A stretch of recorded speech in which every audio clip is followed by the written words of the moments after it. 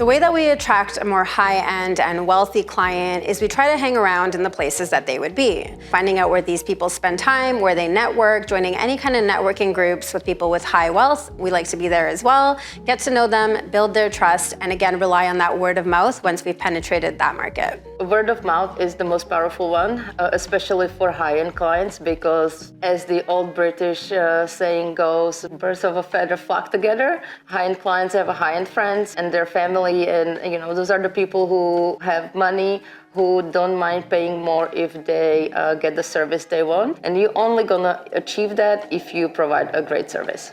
Being exceptional at what you're doing, because high-end clients generally want meticulous.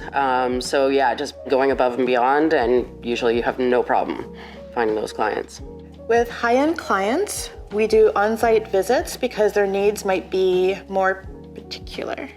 When I am looking at gaining new clients, I kind of treat everybody the same way, and I market with my own personality. Sometimes you run into people who will talk down to you and treat you like a maid service, and that's not really what our jam is. So yeah, it's not really about how wealthy they are, it's how they treat us, how we treat them. And if I'm going to be doing this for a business and this is my life, then I want lots of really good relationships.